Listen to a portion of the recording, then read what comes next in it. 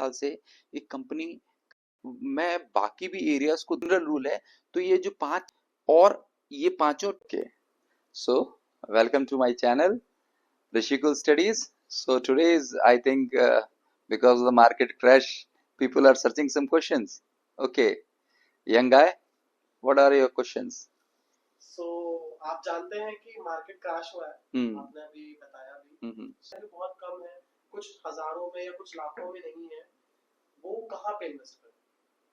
तो मेरा सबसे पहला क्वेश्चन तो यही है। तो आपके क्वेश्चन का मतलब ये है कि एक छोटे कैपिटल वाले आदमी को क्या करना चाहिए जिससे वो अपना रिटर्न्स अच्छे निकाल सके। सो सी, मार्केट क्रैश होना, मार्केट करेक्ट होना दो अलग चीजें होती हैं। तो आपको भी मालूम है कि मार्केट करेक्शन जब एक कंटिन्यूअसली रन होता है मार्केट का, और मार्केट कुछ टाइम के लिए सुस्ताता है, कुछ टाइम के लिए रेस्ट लेता है, और कभी कभी वो लोग अपने प्रॉफिट बुक्स करते हैं। जब प्रॉफिट लोग बुक करते हैं तो मार्केट जो होता है वो नीचे आता है। सो एक को देखा देखी, दूसरा दूसरे को देखा तीसरा, क्योंकि एक लॉन्ग रन का मतलब ये है कि लोगों ने नीचे से बाइंग करी है, ऊपर सेल होगा तो मार्केट नीचे आएगा ही आएगा। सो इसका मतलब ये है कि ये एक नॉर्मल फिनोमेना है, ठीक है ना। तो इससे डरना घबराना नहीं है। सेकंड चीज है कि जब आप ये बोलते हो कि हम छोटी कैपिटल लेकर के आए हैं, तो सीधी सी बात है कि 10,000 रुपए की कैपिटल में अगर आप 100% भी कमा लेंगे तो 20,000 रुपए ही होगा, तो उसमें आप कुछ कर नहीं सकते, ठीक है ना। सो इसका मतलब ये है कि आप जो भी करना चाहते हैं वो लॉन्ग टर्म के लिए करना चाहते हैं। यानी कि अगर आप ये बोलते हैं मेरे से कि 10,000 रुपए मैं एवरी मंथ जमा करूंगा और नेक्स्ट 10 साल के लिए जमा करूंगा, तो वो एक ऐसा मीनिंग होगा कि आप मार्केट को टाइम दे रहे हो, आप अपने आप को टाइम दे रहे हो, आप अपनी इन्वेस्टमेंट को टाइम दे रहे हो। तो इन सब से रिलेटेड चीजें भी जो हैं वो एक बहुत बड़ा सब्जेक्ट है, उसमें जितना जाएंगे और बढ़ता चला जाएगा।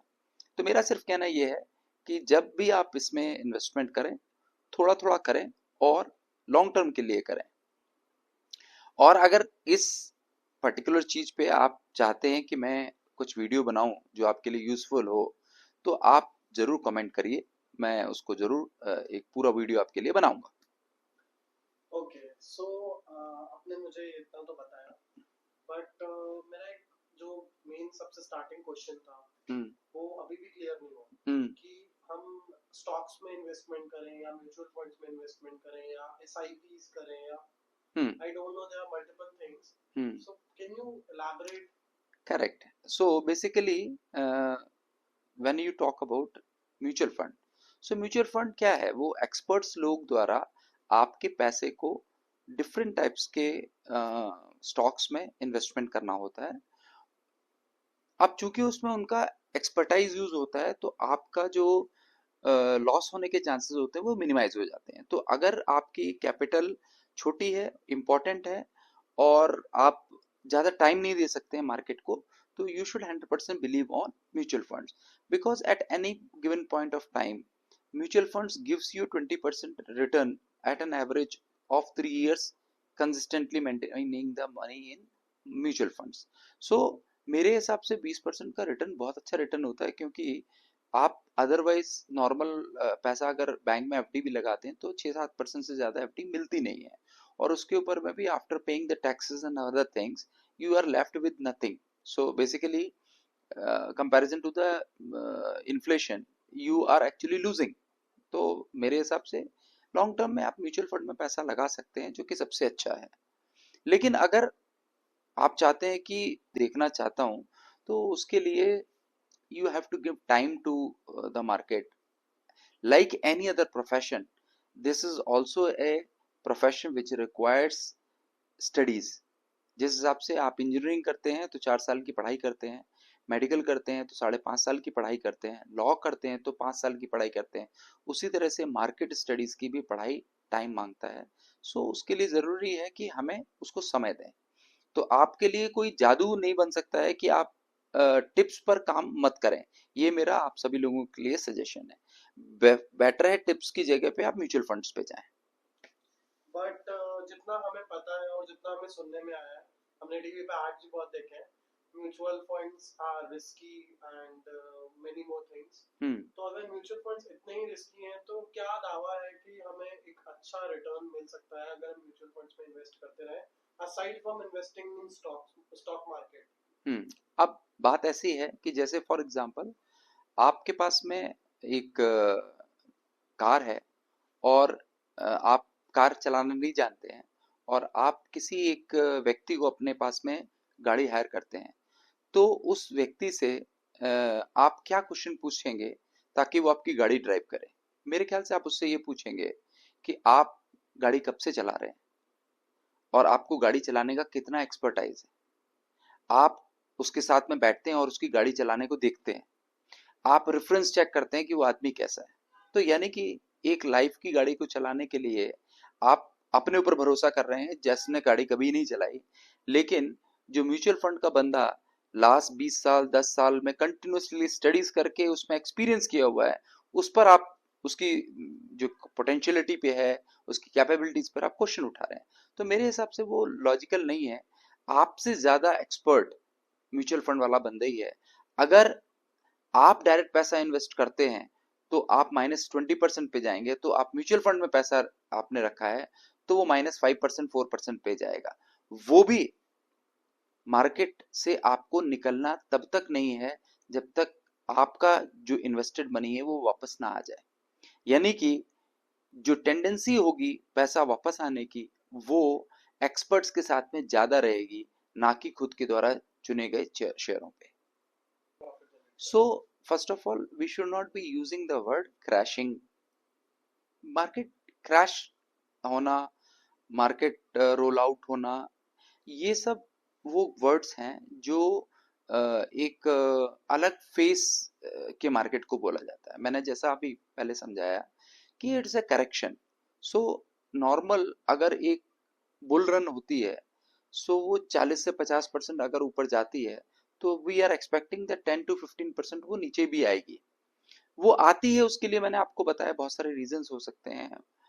इंटरनेशनल सिचुएशंस, जियोपॉलिटिकल सिचुएशंस हो सकती हैं, मार्केट में अनएम्प्लॉयमेंट की कंडीशंस हो सकती है, रिसेशन हो सकता है। Should be understanding what are the reasons for this particular fall. if the fall is normal, it's a correction, so you should be waiting for a period of at least a 9 days period, when the market is all the 9 days it is moving on the ultimately positive side of it. It shows that a cycle has been completed and now the market will be starting for the new. Don't, you should not be jumping on the immediate increase on it. If there is a single increase, just don't go and purchase it. Second thing, when we say market, market is an index. When you say market, market is basically index. जैसे हम लोग बात करते हैं Nifty, Sensex, ये सब वो हैं, वो बहुत सारे ग्रुप ऑफ बैंक्स हैं जिनके लिए जो वो 12 बैंक्स हैं, उनका जो मूवमेंट है मार्केट कैपिटलाइजेशन के हिसाब से वो बैंक निफ्टी है।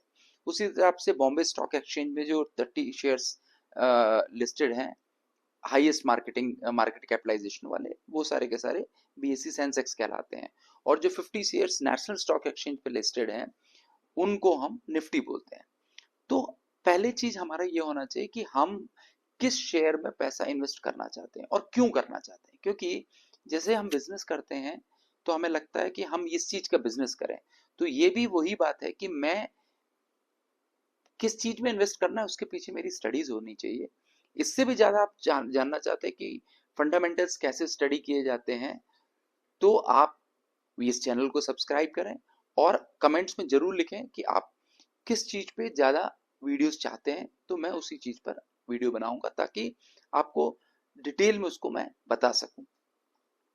तो आज की इस वीडियो का मैं आपको लास्ट सवाल और पूछूंगा, बिल्कुल। जो कि है, जो एक बेसिक स्टॉक मार्केट इन्वेस्टर है, मींस जिसको चार्ट उतना अच्छे से पढ़ना नहीं आता, तो अगर वो कोई नॉर्मली चीप स्टॉक खरीद रहे हैं, जैसे कि 100 या 50 या 150 रुपए के आसपास जो स्टॉक खरीद रहा है, वो किन बेसिक चीजों पे ध्यान दे ताकि काफी लॉस वाली कंपनी में गलती से इन्वेस्ट ना कर दे, या कुछ गलत जगह ज्यादा इन्वेस्ट ना कर दे, जिसको चार्ट पढ़ना भी नहीं आता, उनके लिए मैं पूछ रहा हूँ। ओके, सो बेसिकली जब हम इन्वेस्टमेंट करने की बात करते हैं, किसी भी कंपनी का शेयर खरीदते हैं, तो हम उस कंपनी की साझेदारी खरीदते हैं, हम उसके कंपनी में उसके साथ में पार्टनरशिप ले लेते हैं।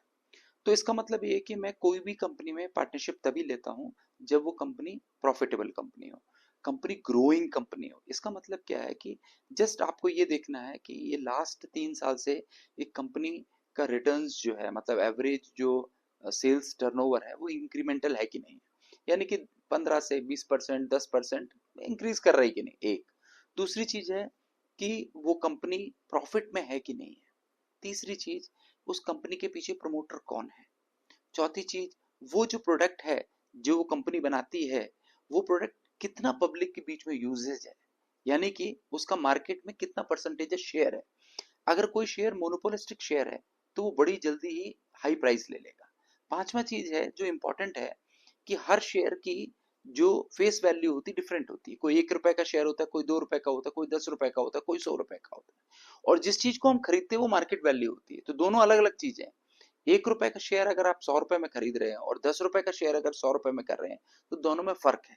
तो ये चीज समझनी पड़ेगी। तो ये जो 5 चीजें मैंने बताई हैं, इसको जरूर देखें, और ये पांचों जब टिक हो तभी किसी भी कंपनी पर शेयर में आप एंटर करें। मैं चाहूंगा आप अपनी नेक्स्ट वीडियो में मुझे जरूर बताएं कि ऐसे कौन से स्टॉक्स हैं, कुछ स्टॉक्स के ऐसे नाम बताएं जिनको मैं लॉन्ग टर्म के लिए इन्वेस्ट कर सकता हूं और वो मुझे उतने महंगे भी ना पड़े। तो मैं चाहूंगा आप मुझे नेक्स्ट वीडियो में जरूर बताएं। बिल्कुल बिल्कुल बताएंगे। ये आपका क्वेश्चन सही है। तो मैं आपको नेक्स्ट वीडियो में ये बताऊंगा कि आपको ना सिर्फ 5 स्टॉक, मैं आपको 5 सेक्टर बताऊंगा जो आज का हॉट टॉपिक होगा। और इसको देखने के लिए आप कंटिन्यूअसली मेरे शेयर इस पे सब्सक्राइब करके रखिए, ताकि मेरी नेक्स्ट वीडियो आप तुरंत देख सकें। और अगर आपको चैनल का कंटेंट पसंद आया हो तो डेफिनेटली इसको लाइक करें, और क्या चीज चाहिए कमेंट करें, लोगों के साथ शेयर करें, और डेफिनेटली शेयर करें and come back. I will also come back. Thank you, bye.